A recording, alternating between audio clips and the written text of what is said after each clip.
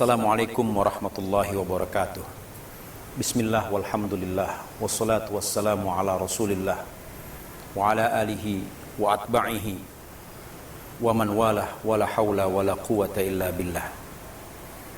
Shaimin shaimat yang dimuliakan Allah, di dalam Al-Quran Allah subhanahu wa ta'ala menyebutkan bahwa di antara fungsi Al-Quran bagi orang-orang yang beriman adalah sebagai obat. Ayatnya bisa kita baca di dalam surat Al-Isra. Bismillahirrahmanirrahim. Wa nunazzilu minal Qur'ani ma huwa shifaa'un wa rahmatun lil mu'minina wa la yazidudz zalimina illa khasara. Dan kami turunkan dari Al-Quran itu yang merupakan obat serta rahmat bagi orang-orang yang beriman, dan Allah subhanahu wa ta'ala hanya menambahkan kerugian bagi orang-orang yang zalim.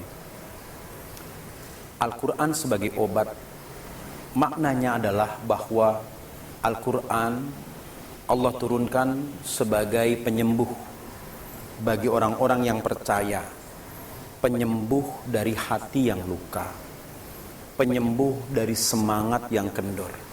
Karena itu para sahabat radhiyallahu ta'ala anhum biasa memperdengarkan bacaan Al-Quran untuk memulihkan semangat mereka, untuk mengobati mereka dari kekecewaan-kekecewaan. Tetapi untuk sampai kepada level bahwa Al-Quran ini betul-betul punya fungsi sebagai obat, bergantung kepada orang yang menerima obat itu. Saya ingin ambil satu ilustrasi. Kalau kita berobat ke dokter, sebenarnya bukan dokternya yang hebat, bukan juga karena kualitas obatnya di atas kualitas obat generik, tetapi yang menjadi penentu sembuhnya kita adalah sugesti yang kita bangun. Kita yakin kalau kita datang ke dokter tertentu pasti kita sembuh. Artinya sudah ada sugesti, ada penerimaan dari dalam diri kita, sehingga semua tubuh kita ini mau dan siap untuk diobati. Demikian pula dengan Quran.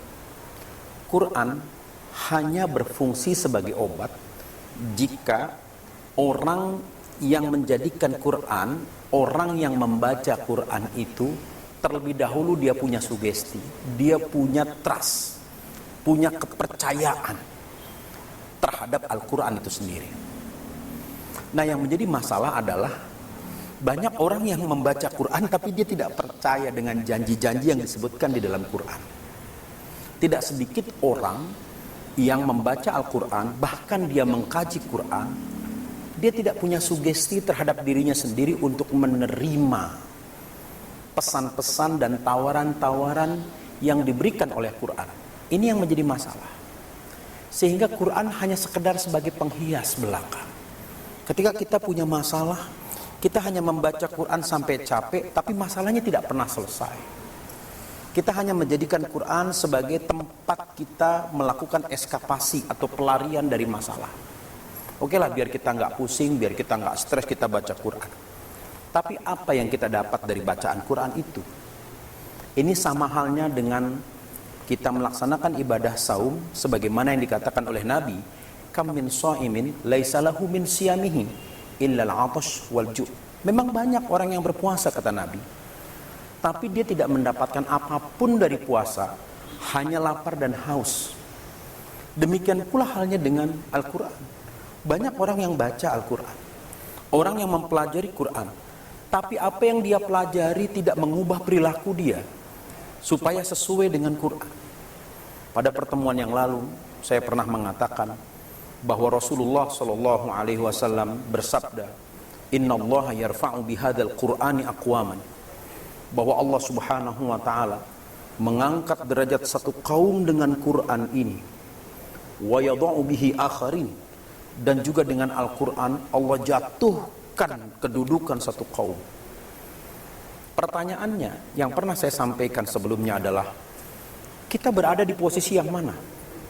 Apakah kita di posisi orang yang terangkat derajatnya dengan Quran, atau sebaliknya kita adalah orang-orang yang jatuh derajatnya karena Quran? Kenapa bisa kita menjadi orang-orang yang jatuh derajatnya karena Quran? Bisa jadi karena ketika kita membaca Quran, kita tidak mendapatkan apapun dari Quran yang kita baca. Bisa jadi ketika kita mempelajari Al-Quran, maka kita tidak mendapatkan apapun untuk jiwa kita, untuk ketenangan jiwa kita dari apa yang kita pelajari. Sebagaimana telah saya singgung sebelumnya bahwa selama ini kepuasan orang mempelajari Quran adalah dia menjadikan Quran sebagai alat untuk mengkritik orang lain. Bukan sebagai alat untuk mengkritik dirinya sendiri. Bukan sebagai obat untuk menyembuhkan jiwa-jiwa yang sakit. Maka dari itu ketika kaum Khawarij menggunakan ayat Al-Quran untuk menyerang Ali bin Abi Thalib radhiyallahu an, untuk menyerang Muawiyah bin Abu Sufyan radhiyallahu an, untuk menyerang Amr bin As radhiyallahu anhu. Mereka mengatakan la hukma illa lillah, tidak ada hukum yang berlaku kecuali hukum milik Allah. Mereka kemudian membaca ayat Al-Quran. Bagaimana komentar Ali bin Abi Thalib ketika dihujat oleh kelompok Khawarij dengan Quran? Maka Ali bin Abi Thalib mengatakan, Al-Qur'anu maktubun baina daftai. Quran itu tertulis di antara dua sampul. La yantiqu, Quran tidak bisa bicara. Innama yantiqu bihin natiq au innama yantiqu bihin nas. Justru yang berbicara adalah orang yang memanfaatkan Al-Quran. Ini yang harusnya menjadi koreksi bagi kita, bahwa Quran itu sebagai obat terlebih dahulu bergantung kepada orang yang memanfaatkan obat itu. Kita tahu narkoba, kita tahu narkotik. Fungsi asal narkotik itu adalah obat untuk menghilangkan sakit bagi orang yang mau dioperasi, bagi orang yang mau dibedah. Maka dia diberikan suntikan morfin supaya dia tidak merasakan sayatan pisau yang mengenai kulitnya. Tetapi ketika narkotik ini disalahgunakan, maka hilang kemaslahatan narkotik itu. Narkotik justru dijadikan sebagai obat untuk bersenang-senang, membangun halusinasi, membangun fantasi-fantasi, melarikan diri dari masalah.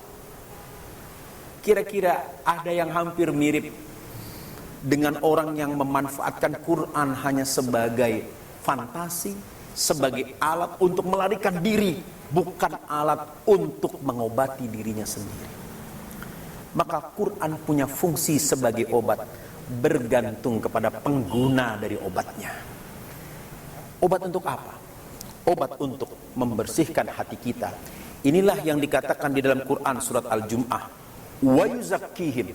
Setelah kita mendengar tilawah Quran, kita bisa membaca Quran, lalu kemudian kita mendapatkan ilmu dari Al-Quran, maka tahapan selanjutnya adalah tazkiyah dengan Quran.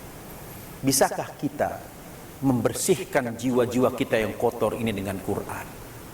Bulan Ramadan adalah bulan Al-Quran. Artinya di bulan Ramadan inilah kita bersihkan kerak-kerak dosa dari dalam hati kita. Kita siap untuk dikritik oleh Quran. Kita siap ditelanjangi oleh Quran. Kita siap disalahkan oleh Quran. Dan kita jadikan Quran ini rahmatun lil mu'minin, sebagai penerang rahmat bagi orang-orang yang beriman.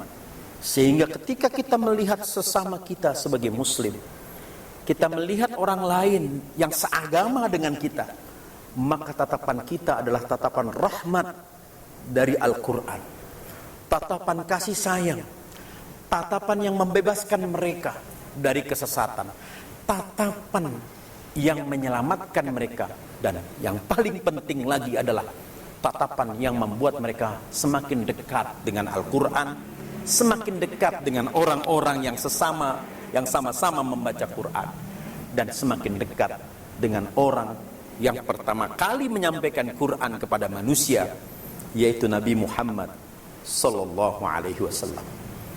Hadanallahu wa iyyakum ajma'in. Assalamualaikum warahmatullahi wabarakatuh.